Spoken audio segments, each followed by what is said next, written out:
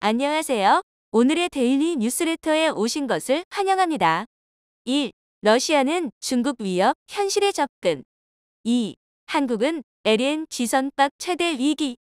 3. 중국이 혼란에 빠진 이유. 한번 진실을 알아봅시다. 포브스지는 지난 10월 24일 중국 대만 침공을 포기하고 러시아에 대한 침공을 감행할 수 있는 상황. 이라는 분석 기사를 내놓아 주요 국가들이 당혹해하고 있습니다. 중국은 대만에 대한 병합을 언제라도 할 수 있지만 지금 러시아가 많이 약해진 틈을 타서 중국의 옛 고토인 연해주를 공략할 수 있다는 것입니다. 그런데 최근 러시아 푸틴 대통령이 한국과 관련된 의미심장한 발언을 내놓아 충격을 주고 있습니다. 블라디미르 푸틴 러시아 대통령이 지난 27일 수도 모스크바에서 개최된 국제 러시아 전문가 모임 발다이 클럽에서 한국을 콕 집어 언급했습니다. 우리 언론에서는 전체 말 중 일부를 잘라서 한국 우크라이나에 무기 제공 시 한러 관계 파탄이라는 기사 제목이 일괄적으로 보도됐으나 자세한 전문을 살펴보면 다음과 같습니다. 첫 번째, 우리는 대한민국과 매우 좋은 관계를 유지하고 있다. 그리고 우리는 항상 남한과 북한과 대화할 기회가 있었다. 그러나 이제 나는 한국이 무기를 공급하기로 결정했다는 것을 알고 있다. 우크라이나에 탄약을 공급하면 우리 한러 관계가 파탄날 것이다 라고 언급했고, 두 번째, 북한과 핵 분야 협력 재개에 대해 한국은 어떤 반응을 보일지 방문을 하며 대화를 마쳤습니다. 현재 푸틴은 사면 초과의 상황에 놓여 있습니다. 러시아 내부적인 반전 여론에 부닥칠 뿐 아니라 우크라이나 전에서의 상황이 좋지 않기 때문입니다. 게다가 러시아의 경제가 중국과 강하게 결속되면서 러시아가 사실상의 중국 경제에 의존적인 구조로 향하고 있는 상황입니다. 이 때문에 일각에서는 이번 우크라이나전의 최대 승자는 중국으로 보는 경우가 있습니다. 이스라엘의 역사가 유발 하라리는 최근 대만의 한 비즈니스 포럼 행사에서 러시아가 중국의 꼭두각시 국가가 되고 있다고 비판했습니다. 현재 예루살렘 대학 히브리 대교수는 이번 우크라이나전으로 러시아는 강대국의 포지션을 잃게 됐다. 또 전쟁이 진행될수록 점점 더 중국에 의존하게 되고 있다고 비판했습니다. 또 그는 러시아는 매우 가난한 시민들이 있는 부유한 나라라고 언급하며 이 전쟁을 빨리 끝내야 한다고 언급했습니다. 실제 러시아는 현재 공산품의 대부분 중국에 의존하고 있습니다. 삼성 휴대폰 대신 샤오미, 화웨이 같은 중국제 충저가 브랜드 등이 유입되고 있고, 중국산 저품질 공산품이 러시아에서 유통되고 있는 상황입니다. 가장 큰 문제는 러시아의 천연자원이나 국제 결제 시스템을 중국에 의존하면서 러시아가 더 이상 강대국이 아닌 중국의 의존적인 국가로 전락하고 있는 상황으로 서방 측에서도 우려의 시각이 나오고 있습니다. 여기에 더 나아가 러시아가 만약 우크라이나전에서 패전한다거나 또 푸틴의 정권이 실각하게 된다면 러시아 그중에서도 극동 지방을 중국에 잃게 될 수 있다는 경고가 유력 언론 매체 포보스지에서도 속속 언급이 되고 있는 상황입니다. 이대로 전쟁이 지속될 경우 러시아 극동 지방이 중국의 송두리째 빼앗길 수 있다는 경고가 나오는 것입니다.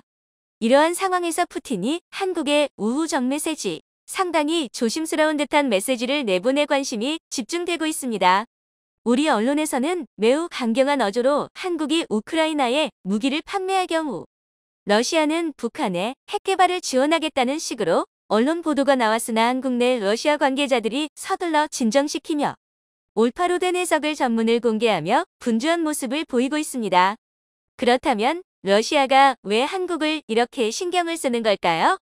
그것은 바로 극동연해주의 중국의 침략에 대응을 해줄 수 있는 나라가 바로 한국밖에 없는 걸 러시아도 잘 알고 있는 것으로 해석됩니다.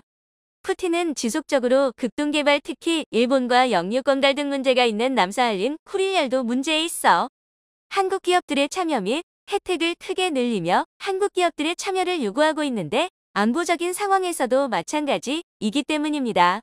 중국이 극동연해주로 밀고 들어올 경우 일본에 도움을 요청을 하려면 사할린과 쿠릴열도를 포기할 각오가 돼 있어야 하기 때문입니다. 과거 중국의 신장 위구르, 티베트 내몽골 만주의 분리 독립을 획책해야 한다고 주장한 러시아의 지정학자이자 현재 푸틴의 정신적 지주인 알렉산드르 두기는 과거 1997년 지정학의 기초라는 책을 발간했을 당시만 해도 중국에 대한 적대적 감정을 가감없이 표출했으나 최근 두기는 우크라이나전 이후 중국과 러시아의 밀착이 강화되면서 중국 1대1로 프로젝트에 대해서 대서양주의 자중심의 세계 질서에 반대하는 지정학적 동맹관계로 중국을 칭송하는 듯한 발언을 해 세계 언론 이발 다 뒤집힌 적이 있습니다. 손바닥을 뒤집듯이 쉽게 중국 분열론을 제안하던 인물이 한순간에 바뀌어버린 것입니다. 이처럼 현재 러시아 내 지식인들 사이에서는 중국에 대한 공포감, 중국 눈치 보기가 그 어느 때보다 심한 상황이고 푸틴 역시 이러한 상황을 잘 알기에 빨리 우크라이나 전을 수습하고 엑싯을 하고 싶어하는 입장이 아니겠느냐는 분석이 나옵니다. 현재 한국은 이번 전쟁으로 인해서 우크라이나에 직접 무기 수출은 한 적은 없습니다. 그러나 폴란드, 나 동유럽 국가들의 막대한 방위산업 수출을 하면서 역대 최대 방산후 황을 누리고 있습니다.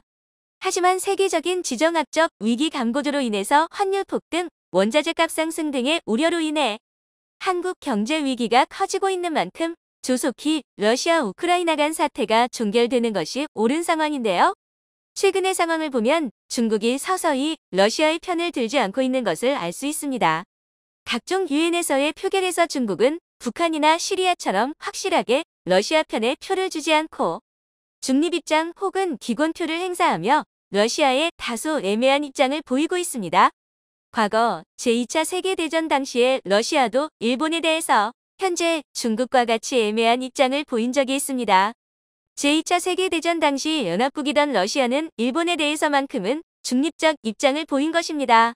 그러다가 일본의 패전이 거의 확실해지자 45년 8월 15일 일본 항복선언 불과 6일 전인 8월 9일 러시아는 일본에 대한 선전포고를 하며 만주에서부터 북한까지 쭉 밀고 들어와 동아시아지 역에 대한 패권을 차지했습니다. 지금 중국이 하는 일이 바로 제2차 세계대전 말기에 러시아의 일본에 대한 입장과 흡사하다는 분석이 나오면서 우크라이나전 이후 러시아가 패전하게 될 경우 오히려 중국의 힘이 극동연해주 러시아 극동 지방의 패권, 영향이 확대되어 향후 북극과 북태평양 지역에서의 중국의 패권이 확대될 수 있다는 경고가 나옵니다. 시시각각 급변하는 국제 정세 속에서 한국의 외교적 입장이 매우 크게 달라지고 있습니다. 현재 한국은 서방 진영의 편에 서고 있으나 러시아와는 조금은 다른 입장을 갖고 있는 게 사실입니다. 일본이 내놓을 수 있는 외교적 카드보다 초음 카드를 가지고 있기 때문에 점점 한국의 외교적 역량이 세계적인 시험 무대 위에 오를 것으로 분석됩니다. 대한제국 말기 구한말 한국은 러시아의 편을 들었다가 영미권의 해양 세력의 외교적인 외면을 받고 일본의 구분이 빼앗기는 상황이 오고 말았습니다. 하지만 현재는 구한말 때와 상황이 다른 경제 군사 강국으로 성장한 한국이 어떠한 외교 행보를 보이게 될지 주목이 되고 있습니다. 현재 한국은 러시아인에 대한 상호 무비자 협정을 유지할 뿐 아니라 전쟁 와중에 러시아 전용 미르 결제 시스템을 도입을 하면서 다른 서방국들과는 약간은 다른 실리적인 면모를 취하고 있는 상황입니다. 미르 결제 시스템은 러시아판 비자카드 혹은 마스터카드와 같은 신용카드 결제 시스템인데 미르 결제를 운영하는 나라는 러시아의 최후방국인 벨라루스, 키르기즈, 타지크, 아랍에미레이트, 남오세티아, 코아와 같은 제3세계 국가들만 사용 중입니다. 두바이가 있는 아랍에미레이트, 한국을 제외하면 딱히 의미가 없는 상황이지만 최근 한국이 도입된 것입니다.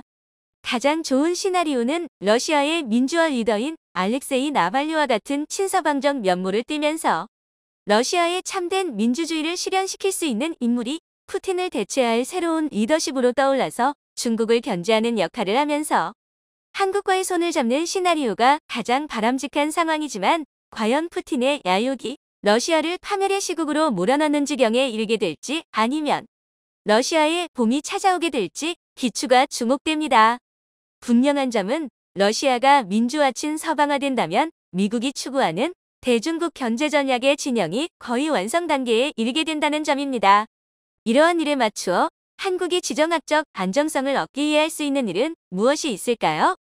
국가 이익을 위해서는 어떤 나라도 영원한 동맹과 친구도 없고 적국도 없다는 냉엄한 국제적 현실 우리는 다시 한번 상기할 수 있습니다. 명실상부 조선업계 최강자인 대한민국. 그런데 최근 유럽이 중국과 손을 잡고 LNG선 분야에서 한국의 압도적인 지위를 타도하려고 시도한 정황이 포착되었습니다. 자칫 잘못하면 중국이 한국을 제치고 세계 1위에 오를 수도 있었던 상황. 놀랍게도 이런 위기의 순간에 한국은 유럽과 중국이 상상도 못했던 초격차 기술을 선보이며 계략에서 벗어날 수 있었다고 하는데요. 그뿐만 아니라 이 신기술로 새로운 국제 표준을 정립해 앞으로는 한국이 이들을 상대로 역갑질을 할 수도 있을 것이라고 합니다. 그 기술이 어떤 것이었길래 한국이 이들의 추격을 뿌리칠 수 있었는지 7개월이 넘게 이어지는 우크라이나-러시아 전쟁. 압도적인 국력 차이를 바탕으로 러시아가 우크라이나를 빠르게 점령하면서 끝날 것이라는 예상과는 달리 전쟁은 장기화되고 있습니다. 서방의 지원을 등에 업은 우크라이나의 선방과 러시아의 상상 이하의 졸전이 겹쳐진 결과였죠.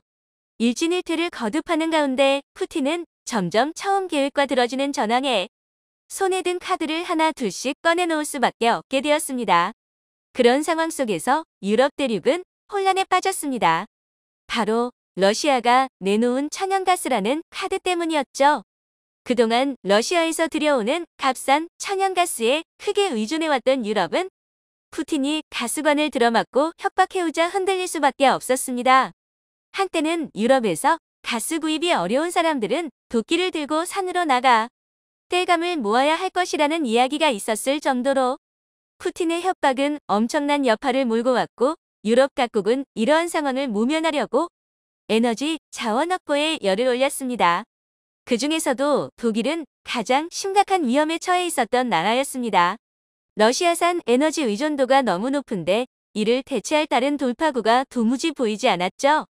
결국 자신있게 내세운 탈원전 정책도 잠시 중단하고 원전 도입을 서두르는가 하면 은근슬쩍 친환경 에너지에 원자력을 포함시키며 에너지 수급을 위해 체면도 가리지 않게 되었습니다.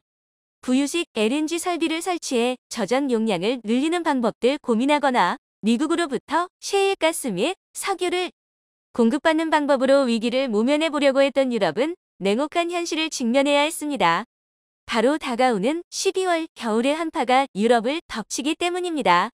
현재 수준보다 훨씬 더 많은 에너지 수요가 발생할 것은 자명한 일. 그러나 전쟁이 세계 규모로 확전될 가능성으로 인해 세계 각국이 자원 비축을 위해 힘쓰는 가운데 유럽의 선뜻 자원을 내줄 나라를 찾기란 쉬운 일이 아니었습니다. 이런 가운데 폭발적인 수요 증가세를 보이며 인기를 끈 상품이 있었습니다. LNG선이 그 주인공인데요. 액화 천연가스의 세계적 수요가 폭증하면서 이를 운반할 수 있는 선박의 수요 역시 기하급수적으로 증가한 것입니다. 안전한 수송을 위해 상당한 기술력을 요구하고 운용할 때마다 비용이 들어가는 분야이기에 이를 빠르게 확보하는 것이 곧 나라의 에너지를 빠르게 수급할 수 있는 일과 직결되는데요. 현재 이 시장에서 가장 선두에 있는 국가가 바로 대한민국입니다. 그간 한국은 조선업 분야를 선도하면서 세계 최고 수준의 기술력을 축적했을 뿐만 아니라 천연가스 운반 노하우도 많이 보유하고 있었기에 한국의 LNG선은 국내외에서 상당한 고평가를 받았습니다. 발등에 불이 떨어진 유럽도 물론 한국 조선사에 주문을 넣으며 한국산 LNG선 확보에 나섰지만 주문을 한다고 해서 LNG선을 누구나 받을 수 있는 상황은 아니었죠. 그런 생각을 유럽에서만 한 것이 아니기 때문입니다. 전 세계 국가가 한국 조선소로 몰려와서 LNG선을 팔아달라고 하는 형국이기에 유럽 국가들 역시 예외 없이 번호표를 받고 LNG선 수주를 기다려야 했습니다. 이대로라면 발주 4년 뒤에야 겨우 실물을 받을 수도 있는 상황이었기에 겨울이 오기 전에 하루라도 빨리 LNG선 확보를 해야 하는 유럽 국가들 입장에서는 머뭇거리고 있을 시간이 없었습니다. 이를 깨달은 유럽에서는 머리를 굴리며 대책을 강구하다가 끝내는 중국을 바라보게 됩니다. 중국이라면 훨씬 싼 값에 대량의 LNG선 건조가 가능할 것으로 본 것이죠. 중국의 소수민족 문제와 관련해 미국과 발맞춰 중국을 비난해왔던 유럽이지만 발등에 불이 떨어지자 탈원전 정책을 폐기했던 것과 똑같이 가장 먼저 체면을 집어 던졌습니다. 유럽은 결국 중국 조선소에 LNG선 물량 수주를 맡기기 시작했습니다. 중국 국영 조선 관계자의 말을 보도한 글로벌타임즈는 대형 LNG선 139척 주문을 받았다고 말하며 후둥 중화조선소의 경우 주문 폭주로 2교대 근무로 24시간 생산 라인이 돌아가고 있는 상태라고 보도했습니다. 한국에서 소화하지 못한 물량을 중국이 전량 채가면서 이번 사태로 오히려 중국이 빠르게 성장할 기회를 붙잡은 것입니다.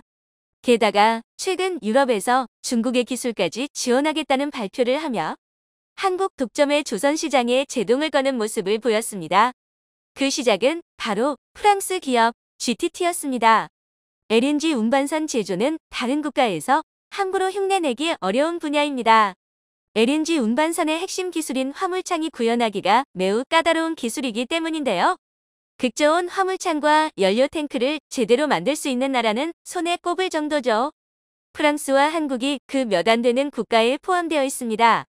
천연가스의 안전하고 효율적인 운송을 위해서는 극저온 상태로 만들 필요가 있습니다.